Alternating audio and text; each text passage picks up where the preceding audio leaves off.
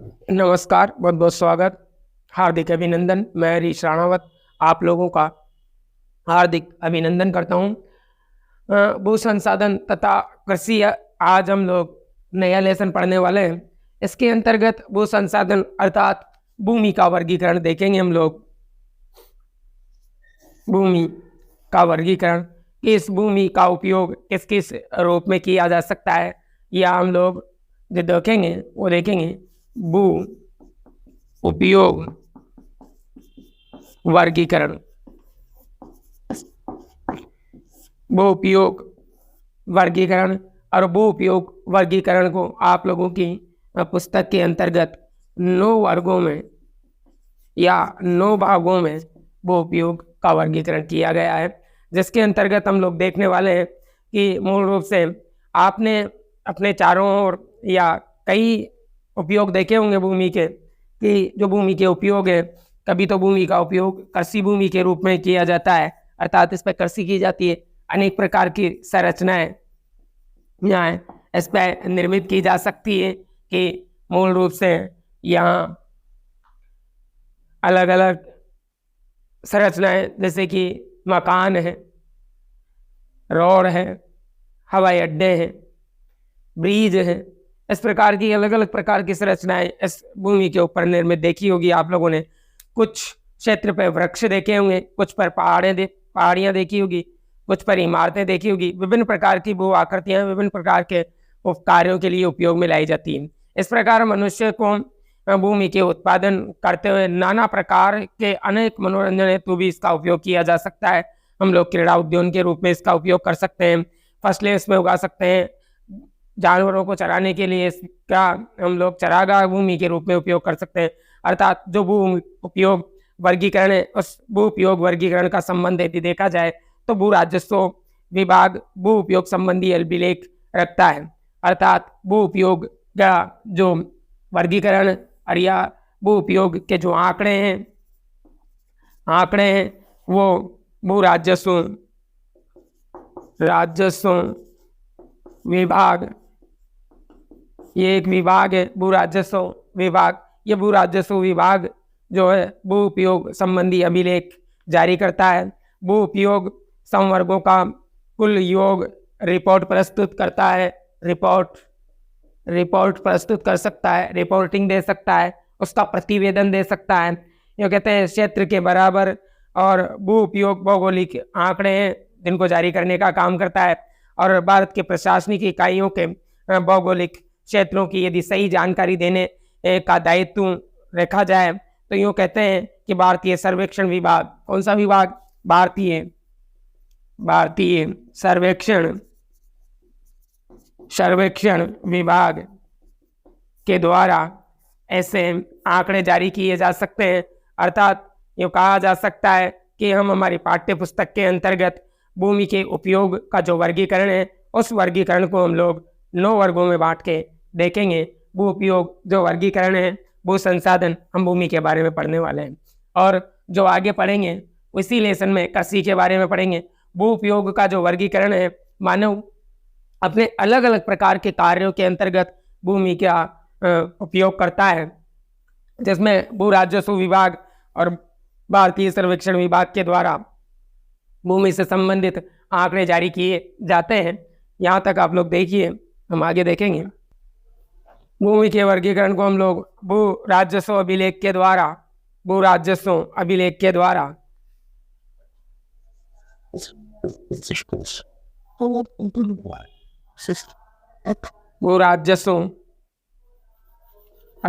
द्वारा मूल रूप से जो भूमि का वर्गीकरण है वो 9 वर्गों में बांटा जा सकता है।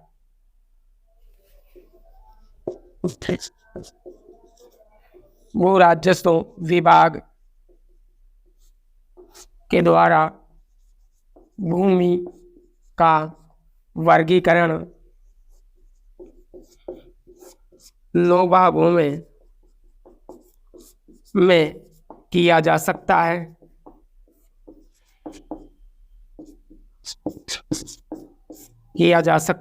जिसमें हम लोगों की पहली जो प्रकार की भूमि देखेंगे हम लोग, वनों के अधीन भूमि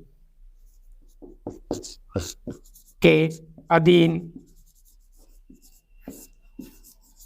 भूमि।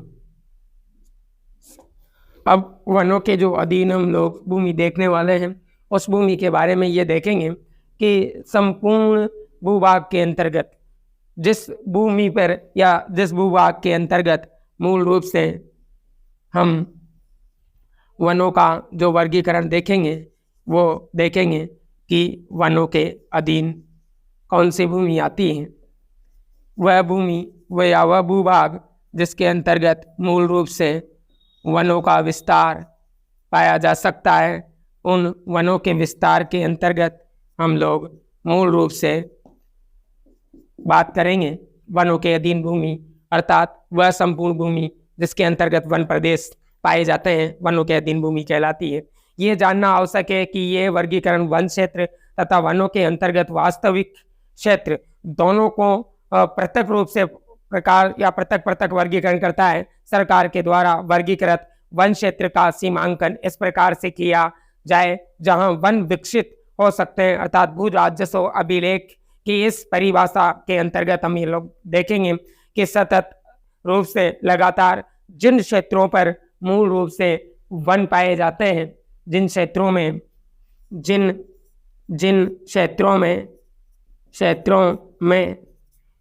मुख्य तौर पर वन प्रदेश पाया जाता है या वनों का विस्तार मिलता है, वह भूमि वनों के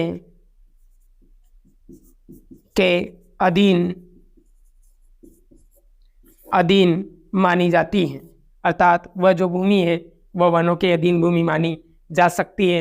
अगला जो हम लोग देखेंगे वो देखेंगे कि मूल रूप से भूमि का जो प्रकार है वो दूसरा प्रकार हम लोग पढ़ने वाले हैं, बंजर व व्यर्थ भूमि। बंजर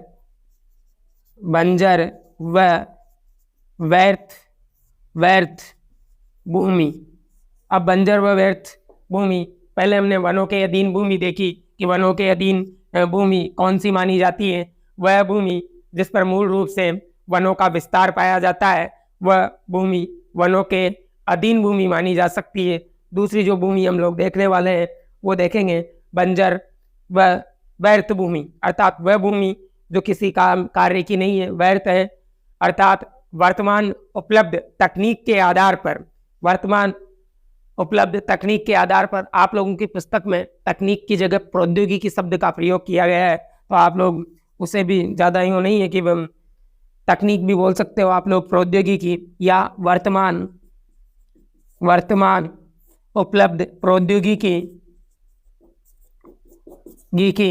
या फिर टेक्नोलॉजी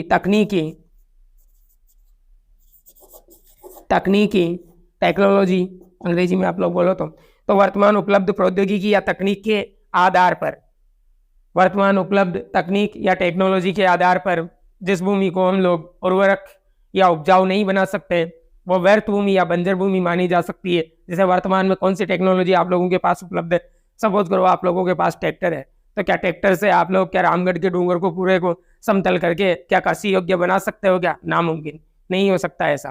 तो यूँ कहते हैं कि बंजर व व्यर्थ भूमि वर्तमान प्रौद्योगिकी या टेक्नोलॉजी के आधार पर जिस भूमि को हम लोग कृषि योग्य भूमि में तब्दील नहीं कर सकते वह भूमि बंजर भूमि कहलाती है। दिया हुआ है आप लोगों की पुस्तक में कि वह भूमि जो प्रचलित प्रौद्योगिकी की मदद से कृषि योग्य नहीं बनाई जा सकती, जैसे कि बंजर भूमि, पहाड़ी भूमि, मरुस्थलीय भूमि और खड्ड भूमि आदि जो भूमि मानी जा सकती है वो बंजर व व्यर्थ भूमि मानी जाती है। जैसे कि पहाड़ी भूमि,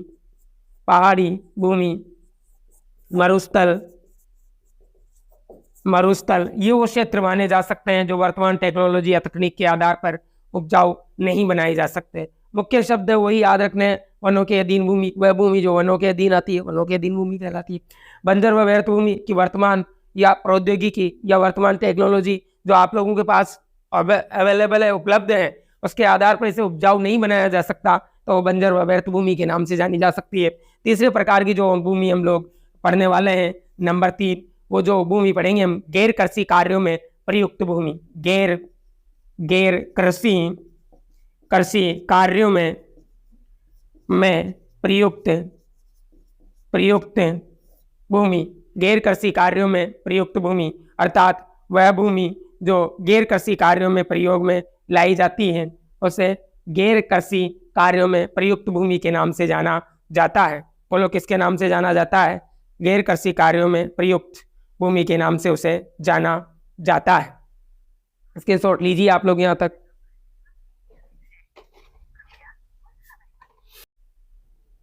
गैर कृषि कार्यों में प्रयुक्त भूमि, अब गैर कृषि कार्यों में प्रयुक्त जो भूमि मानी जा सकती है, देख लो आप लोग, ये यहाँ पे शब्द का अर्थ यदि निकालना आता है आप लोगों को तो क्वेश्चन का आंसर देने में बहुत आसानी होगी। गैर कृषि कार्यों में प्रयुक्त भूमि अर्थात वह भूमि जिसपे कृषि कार्य नहीं किए जाते। बोलो क्या नहीं किए जाते हैं?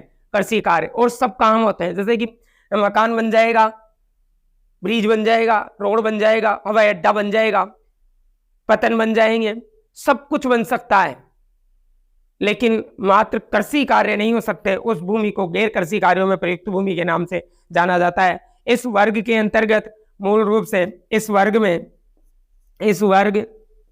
के अंतर्गत उस भूमि को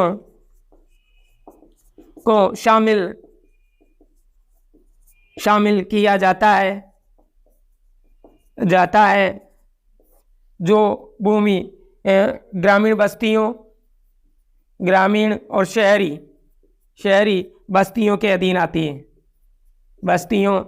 आती है, अर्थात मकान बने हों या अन्य संरचनाएं बनी हों, ये जो भूमि मानी जा सकती है वो गैर कृषि कार्यों में प्रयुक्त भूमि मानी जा सकती है। एक ही शब्द याद रखना है, कृषि कार्य नहीं होते और सभी काम होते हैं। चाहे मैरिजोल बनाओ आप लोग, या एयरपोर्ट बनाओ, रेलवे स्टेशन बनाओ, रेल की पटरियां बिछाओ, सड़कें बनाओ, लेकिन मात्र कृषि मत करो।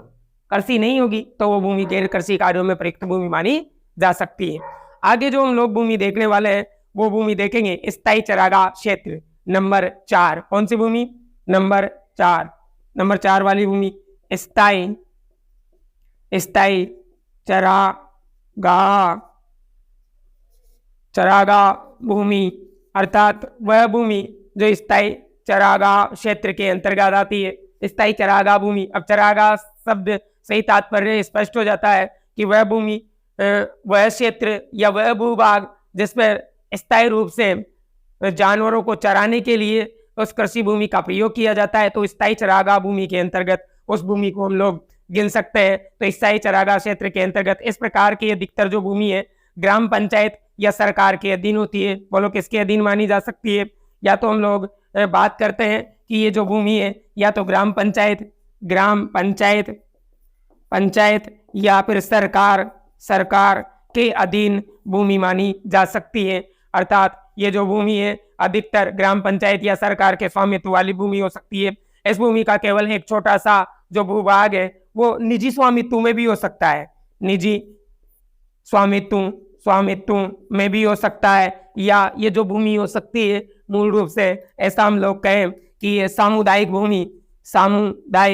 जो भूमि है उस भूमि के रूप में भी इसे जाना जा सकता है। तो स्थायी चरागाह भूमि, देखो चरागाह ये जो शब्द है यही अपनी परिभाषा को व्यक्त करेगा कि स्थायी चरागाह भूमि वह भूभाग या वह भूमि जिसके अंतर्गत जानवरों को चराने के लिए स्थायी रूप से प्रयोग किया जाता है, वो स्थायी चरागाह भूमि के अंतर्गत शामिल कर दी जाती है। एक एक लाइन के नोट से मात्र एक लाइन को बोलोगे जिसमें हम 9 भागों का वर्गीकरण कर देंगे। आगे हम जो देखेंगे अगली प्रकार की जो भूमि होगी हम लोगों में वो नंबर 5 विविध तरु फसलों या उपवनों के अंतर्गत आने वाली भूमि। नंबर 5 विविध तरु फसलों या उपवनों उपवन को उद्यान कहते हैं। क्या कहते हैं? उपवनों या उद्यानों के अधीन आने वाली जो भूमि है उस भूमि के अंतर्गत यदि हम लोग बात करें, आप लोगों ने सार्वजनिक गार्डन देखे होंगे, पब्लिक पार्क देखे होंगे, किसी भी चौराहे पे विकसित ऐसा पार्क जिसमें सभी लोग जा सकते हैं, ये सरकारों के अधीन होते हैं। इनमें आने जाने पे कोई रोक टोक नहीं होती है, इन्हें पब्लिक प्रॉपर्टी भी माना जा सकता है। तो अर्थात यूँ कह सकते हैं हम लोग कि जो बोए गए निविल क्षेत्र में शामिल नहीं होते, जो बोए गए निविल क्षेत्र में तो शामिल नहीं होते, और इस वर्ग के अंतर्गत उस भूमि या उस उद्यान और फलदार वृक्षों को शामिल किया जाता है जिन पर किसी भी एक या तो निजी व्यक्ति का स्वामित्व हो सकता है या फिर सामुदायिक सरकार का स्वामित्व हो सकता है। गार्डन जो पार्क है वो आप लोगों का स्वयं का भी हो सकता है। यहाँ तक आप लोग स्क्रीनशॉट लीजिए। आगे देखेंगे हम नंबर 6 वर्ग जो भूमि है वो कृषि योग्य व्यर्थ भूमि के बारे में पढ़ेंगे। अब हम छठा वर्गीकरण देखेंगे। इसके अंतर्गत जो वर्गीकरण किया गया है वो देखेंगे कृषि योग्य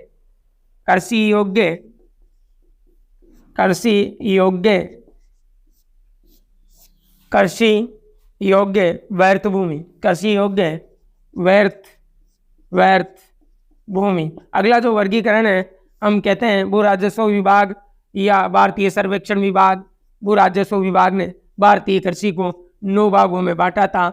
उन 9 भागों में से हम लोगों ने 5 भागों को देखा है। छठा जो भाग हम लोग देखने वाले हैं वो देखेंगे हम लोग कृषि योग्य व्यर्थ भूमि। कृषि योग्य व्यर्थ भूमि वह भूमि जो पिछले 5 वर्षों से, कृषि योग्य व्यर्थ भूमि वह भूमि जो पिछले 5 वर्षों से या इससे अधिक समय तक परती या कृषि रहित रहती है। अर्थात वह भूमि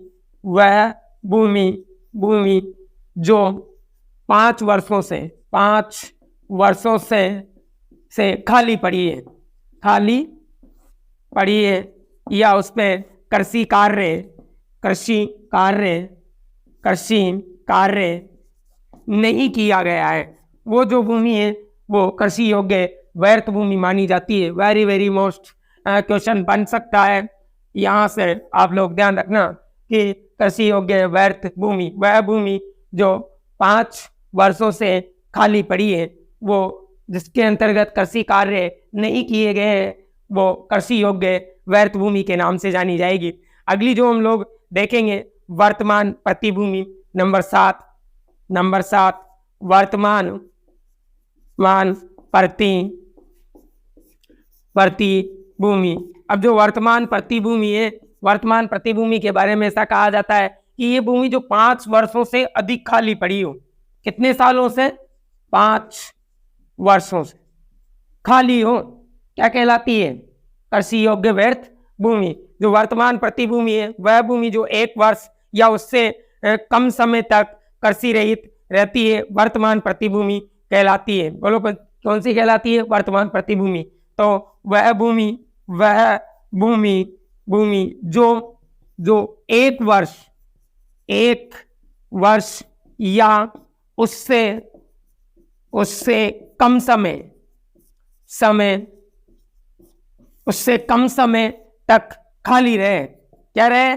खाली रहे, तो वो भूमि वर्तमान प्रतिभूमि कहलाती है। कृषि योग्य व्यर्थ भूमि 5 साल तक खाली। बोलो कितने साल तक? 5 साल तक खाली या 5 साल से अधिक खाली, या वर्तमान प्रतिभूमि 1 वर्ष। कितना वर्ष? 1 वर्ष से कम समय तक खाली, तो वर्तमान प्रतिभूमि कहलाती है। अगली जो हम लोग देखेंगे कि इस संवर्ग के अंतर्गत ये भूमि की गुणवत्ता बनाए रखने के लिए भूमि का जो उपयोग है इसे कुछ समय के लिए रोक दिया जाता है ताकि भूमि में उर्वरक शक्ति को बढ़ाया जा सके।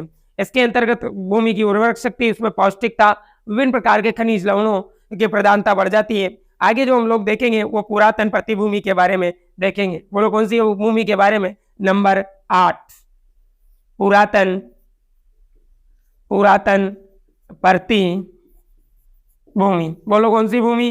पुरातन प्रतिभूमि। अब पुरातन जो प्रतिभूमि है, आप लोग कमेंट बॉक्स में कमेंट करके बताइए कि आप लोगों को बिल्कुल शॉर्ट तरीके से समझ में आ रहा है या नहीं आ रहा। नोट्स भी चाहिए तो आप लोग उसे भी कमेंट करके बता सकते हो। आप लोगों को नोट्स भी न्यूनतम दर पे ही उपलब्ध हो जाएंगे, डायरेक्ट यहाँ से नोट्स उपलब्ध करवा दिए जाएंगे। पुरातन प्रतिभूमि किसे कहा जा सकता है? पुरातन प्रतिभूमि वह भूमि जो कृषि योग्य भूमि जो कि 1 वर्ष से अधिक लेकिन 5 वर्षों से कम समय तक खाली रहे। तीनों से वेरी मोस्ट, तीनों संवर्गों के अंतर्गत जो भूमि है, ये तीनों संवर्गों की भूमि पूछी जाएगी। और बच्चा यहाँ सबसे ज्यादा कंफ्यूज हो जाता है कि वह भूमि जो 1 वर्ष से तो अधिक समय तक और 5 वर्ष से कम समय तक खाली रहे। 1 वर्ष से तो क्या रहे, 1 वर्ष से तो अधिक, लेकिन 5 वर्ष से कम यदि भूमि खाली रहे तो हम उसे पुरातन प्रतिभूमि के नाम से जाना जा सकता है। बोलो इसमें कितने साल से अधिक, 5 वर्ष से अधिक।